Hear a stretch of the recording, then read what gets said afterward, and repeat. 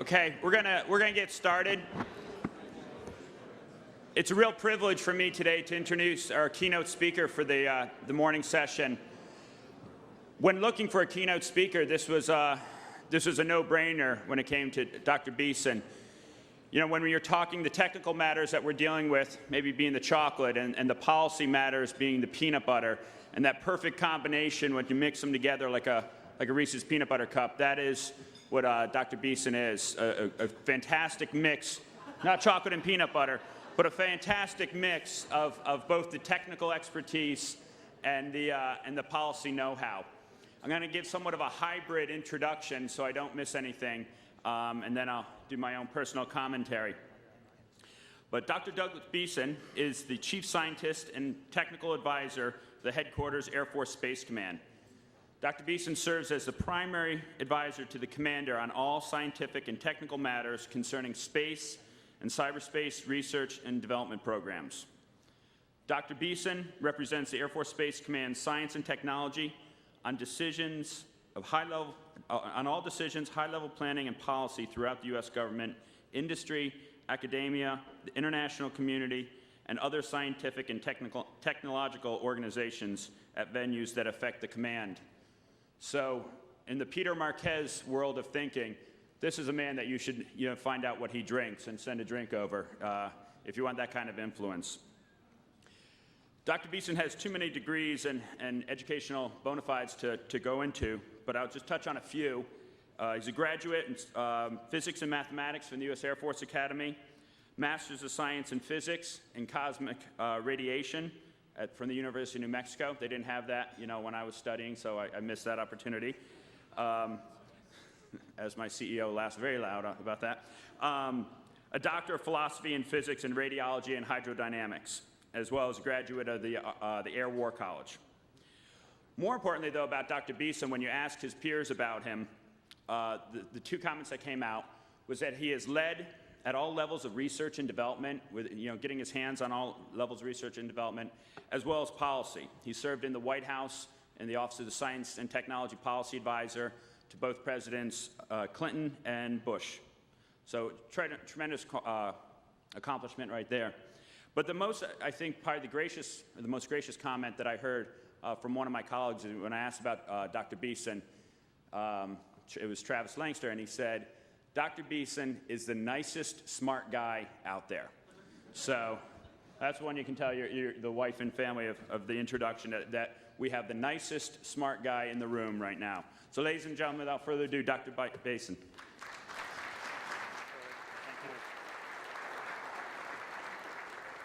Well, thanks. That was about the weirdest introduction I've heard. In fact, it really reminds me of the time when I showed up at Los Alamos National Lab. I had a colleague pull me aside, it was before I started to work there, and said, you've always got to remember, and this is back during the Cold War, that the Soviet Union is the competition, and it's Lawrence Livermore National Laboratory is the enemy.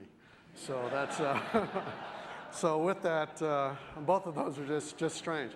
Okay, I only have a small amount of time to get through a lot of information, and so I'm going to blow past the beginning of this, and where we actually get our tasking from, of course, is National Space and Cyberspace Guidance.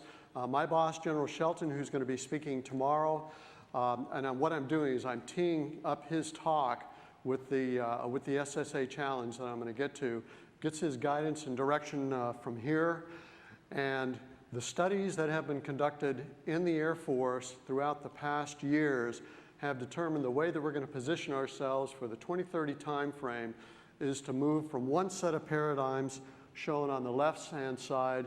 Can't see if this is working or not. That is moving from everything from platforms to capabilities, from fixed capabilities to agile capabilities, moving from the left to the right. And that is where our challenges arise, both from the national guidance, where we have to be, and where the Air Force has to go. By the way, if you want to get a hold of this study called Technology Horizons, it's available as a PDF file, about 1 megabyte. All you have to do is Google it, and it's available from the Air Force website. All right, if you look at the Space Command capability needs, our vision is global access, persistence, and awareness. And our mission is resilient and cost-effective space and cyberspace capabilities. What I've listed are our priority, in priority order, our space and our cyber capability needs. And these things are going to be immutable as we move forward throughout the years. As our budgets are declining, and my boss, General Shelton, is being told by the President to make sure that the capabilities exist in these areas. Our challenge at Space Command then is what type of science and technology needs to be done to make sure that we move into the future to be able to do these capabilities. General Shelton has established 4 science and technology grand challenges, and I'm going to talk through each of these, but spend most of the time on the third one, the space situational awareness. But they should not be taken as a decoupled at all, but rather they're tightly coupled together. And I'm going to build a story to show how each of these depends upon the others.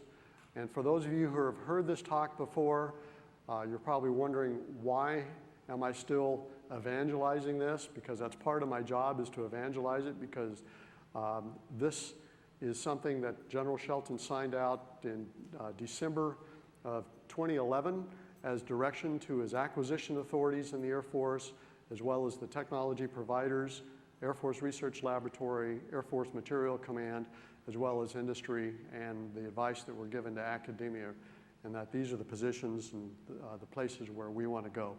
All right, so let me jump right into the first one. And you're probably going to wonder, why does eliminating cyber restrictions have anything to do with situational awareness? And that's part of the story that I'm going to build up for this. First of all, when we say cyber, what I mean are bits. And that means communication, and it means any type of communication. It means command, control, computers, communication. That's the C4 part. The SA is situational awareness. The PNT is position, navigation, and timing, and the cyber ops is kind of self-explanatory. But assured, autonomous, reconfigurable.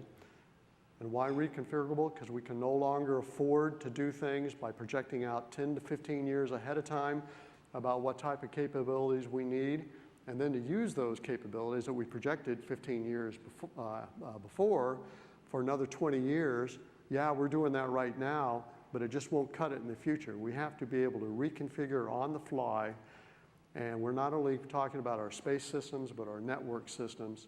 And the idea is to do it in a timely manner so that we can try to understand what type of phenomenology either we're trying to collect or else we're going to go against. And the whole idea then is to collect data but disseminate knowledge.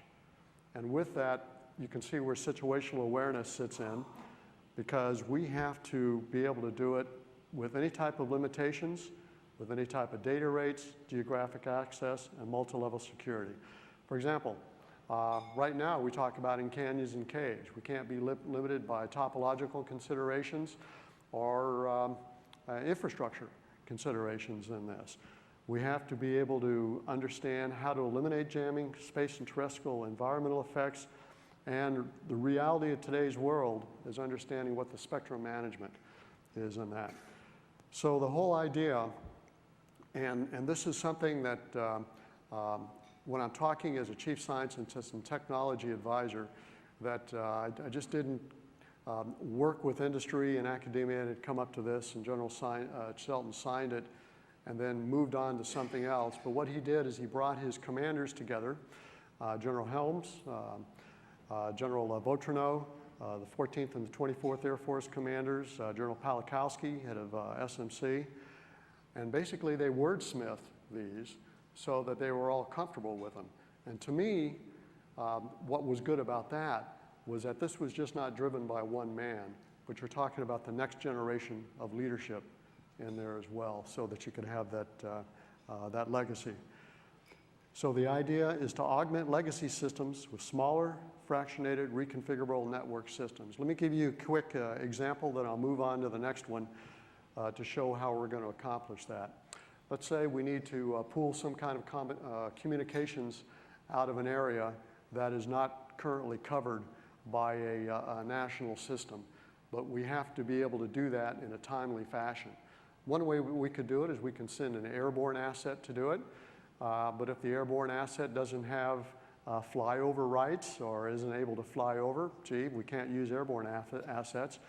Another idea might be able to use to move a national system, but we may not be able to do that because of other priorities, or we may not be able to do it because of the plane restrictions in the orbit. Another idea is to launch something, but gee, if we have to wait 18 months before we even can manifest it on a launch, or if we have to wait 5 years before we can build something and then another 18 months to manifest it, that's not going to help us. But what if we have the capability to launch something nearly on demand and to launch it very, very quickly so that we can only gather that effect when we need it? Say that if we put it up in a very low orbit, it may only be a few hundred kilometers, but gee, it's going to fall out of the sky in a few weeks. But so what if the price is right and if we have that capability? And so what we're doing is we're not saying how to give us that capability. Just as the air world is looking for what we call effects-driven capability, that is, they're just looking at effects now, we in Space Command also want to look at effects-driven capability. How can we achieve the effect that we want to gain without telling industry and academia on how to get there?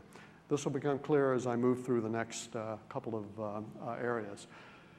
The next challenge is a full spectrum launch capability at dramatically lower cost. Everybody understands what lower cost is.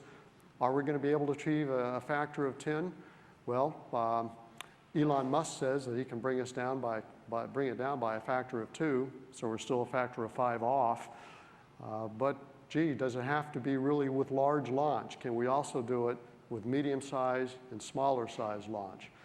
If you go back to that last example that I just gave you about being able to launch on near demand, what if we can do it at a cost where at the margin the cost is so small that it doesn't break the bank, but yet it gives us that capability to be able to get that effect at the margin?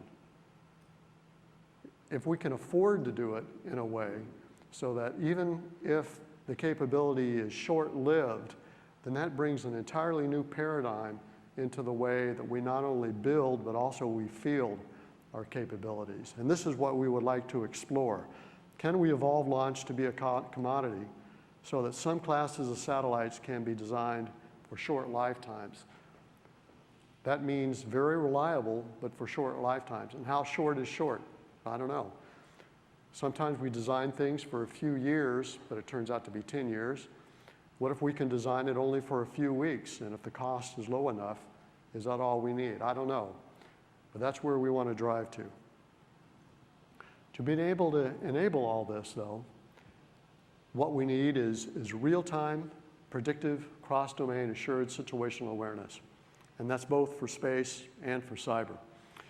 But that means that what we need to do is shift our paradigm away from trying to understand and task sensors and be sensor-centric.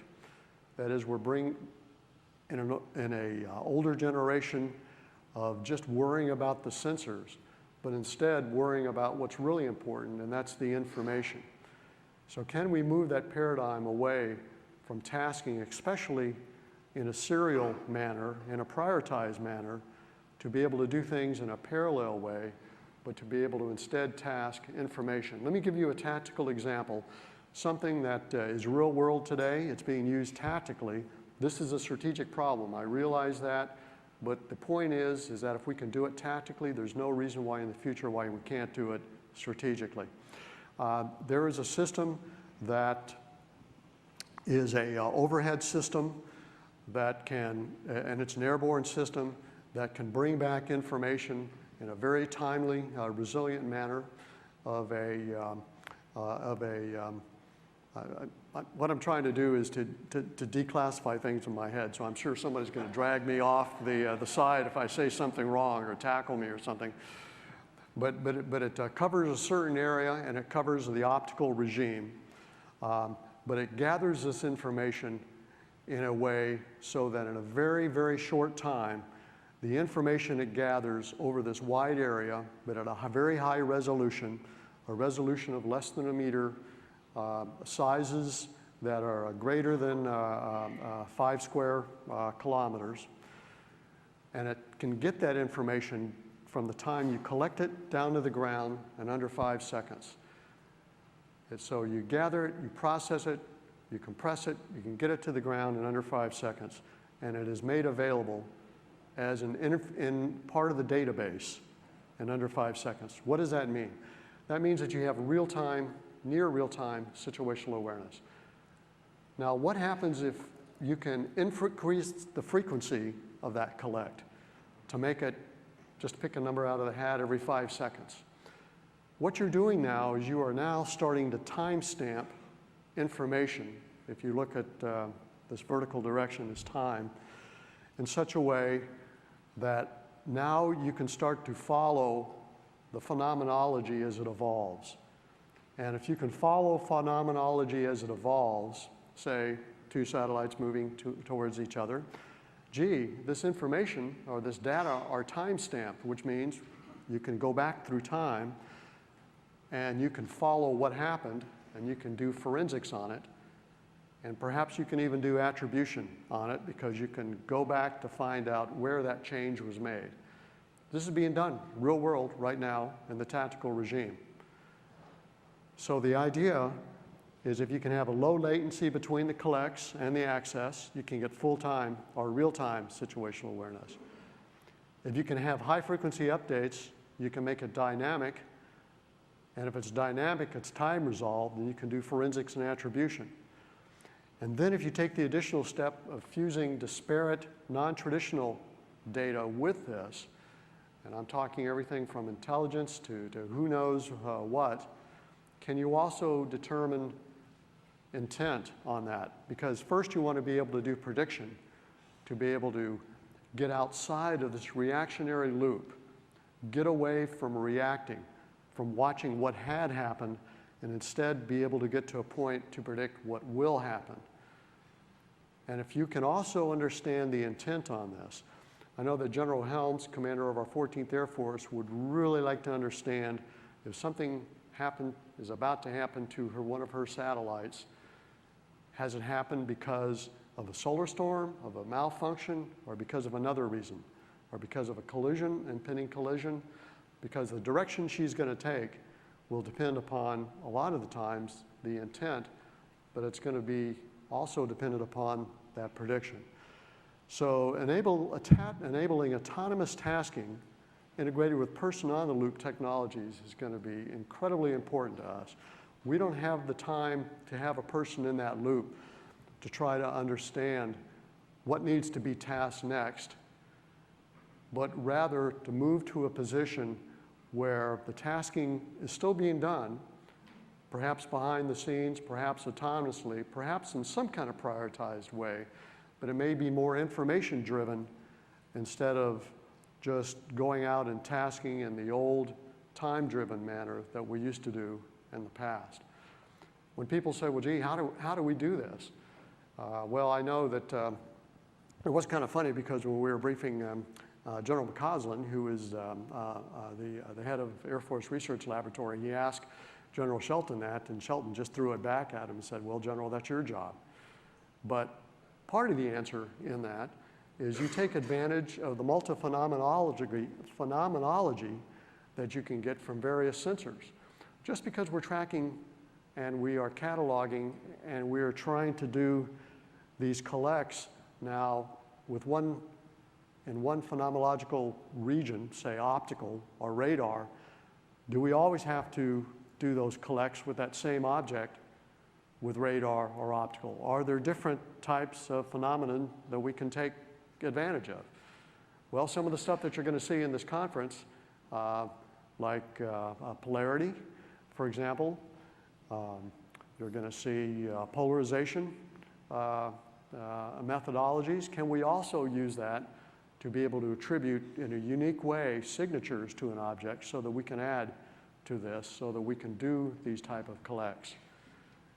The science and technology community thinks it probably can. I have an optimism we probably can. I don't know if we can actually make it as part of an operator.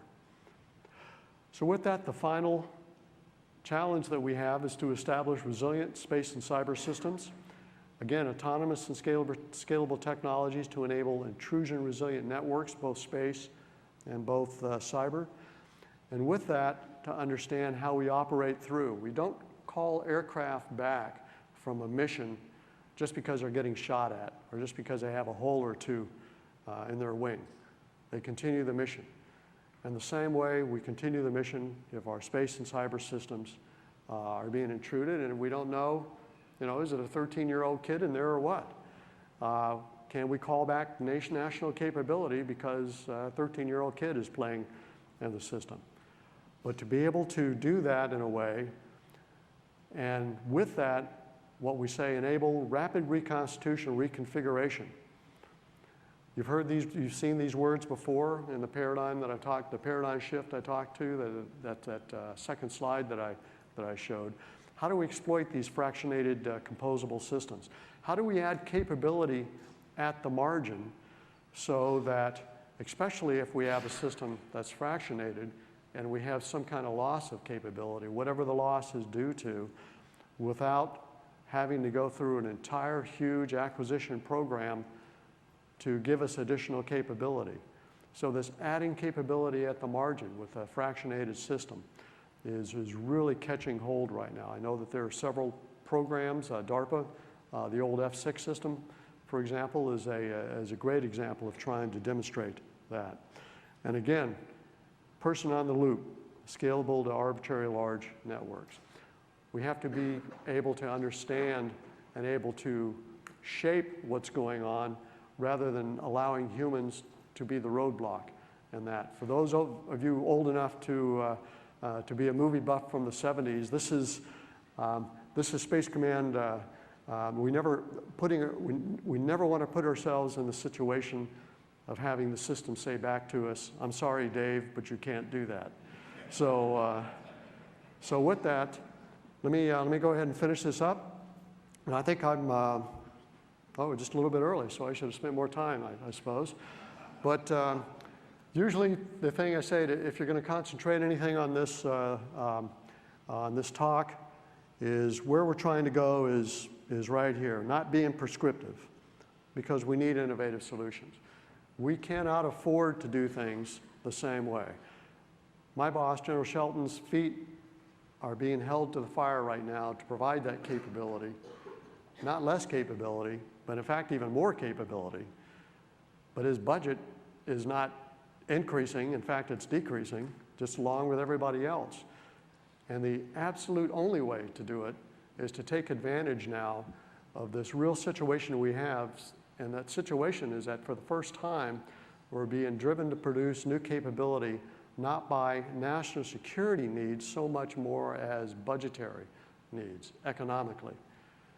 And so it's going to be shame on us if we can't take advantage of what's available in the science and technology community to change things right away. So with that, I'll go ahead and end up and answer a few questions. Sorry, this was a fascinating presentation. I hate to be the skunk at the garden party to have to stop it, but I know there's some great questions out there that people want to listen. To ask. Sorry. Could I put up the last four? I mean, I think it's like the fifth from the end that lists the 4 science and technology challenges. Well, if we can't, that's all right, but there must be a PowerPoint commander in here somewhere, but maybe not. Develop a clapper for that. One of the questions that we have from the audience is, how is Space Command gathering need S&T data to develop the technology list? How are we gathering what type of data? S&T data to develop the technology list. Not sure I understand the question. What technology list? I did not write this question, I can assure you. We have, what we at Space Command are trying to do, and I apologize for not understanding fully the question, is that we are trying to get it out of the business. I am trying to help Space Command get out of the business to move away from saying, these are our science and technology needs, when in reality they're engineering evolutionary requirements.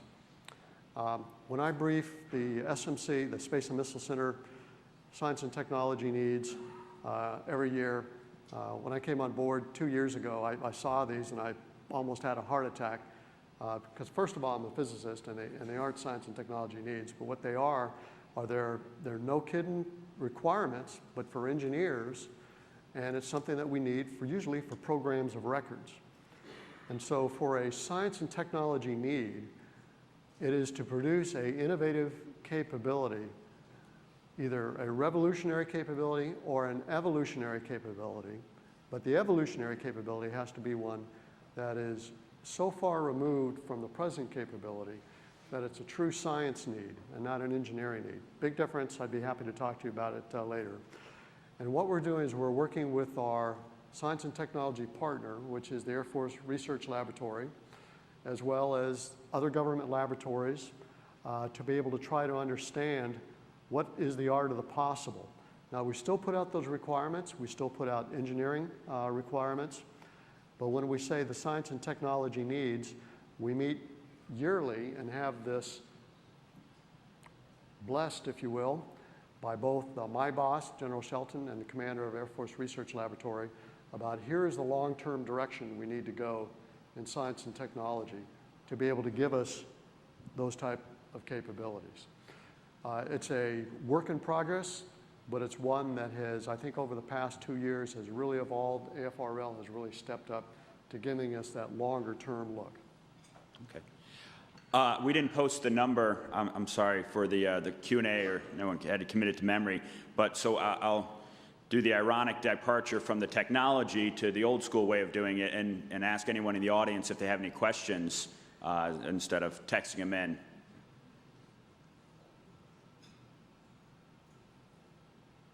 There's the number, yeah. If you can.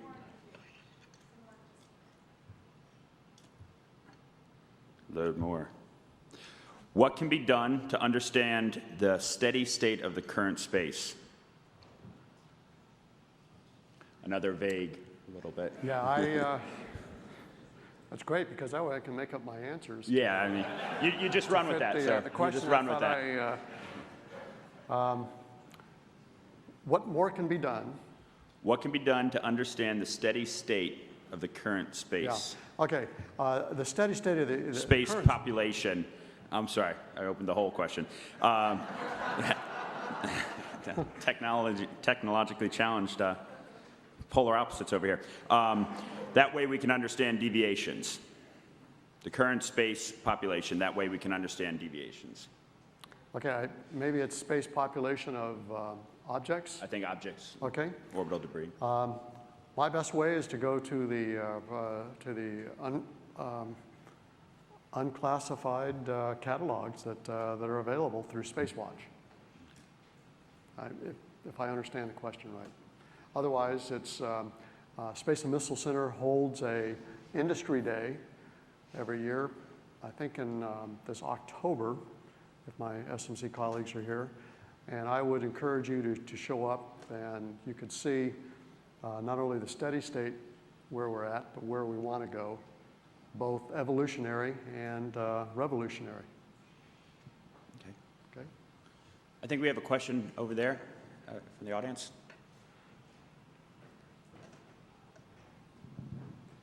Yes, so that was my question, sorry.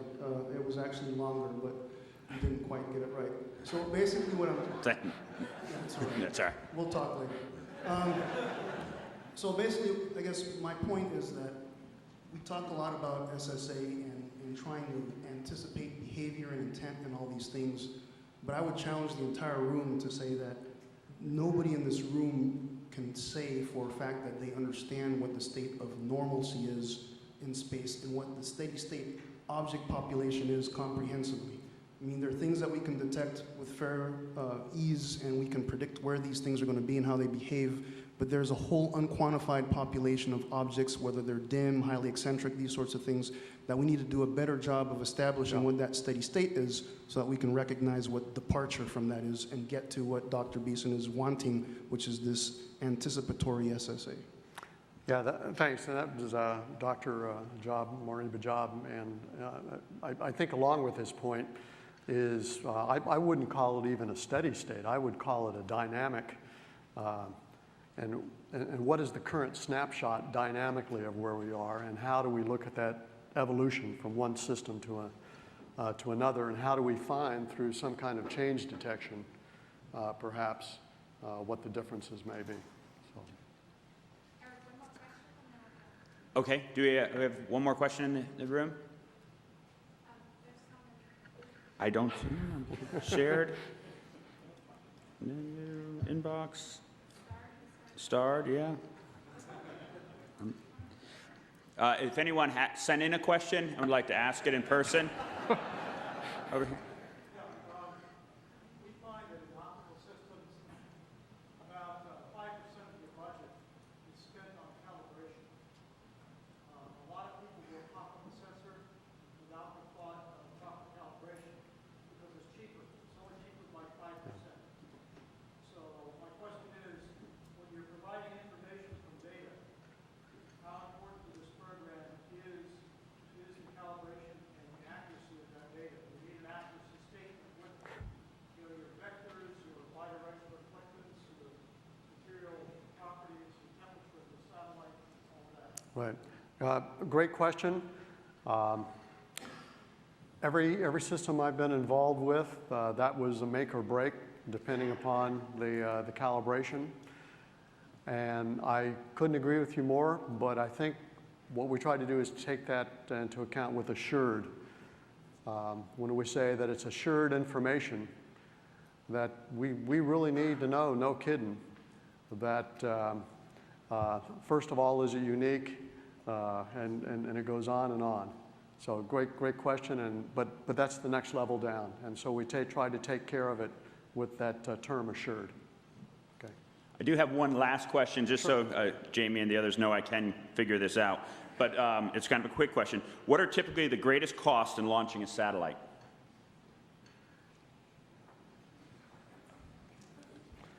Trying to think if I should give a smart aleck answer or a General Hamill, I think, would be better.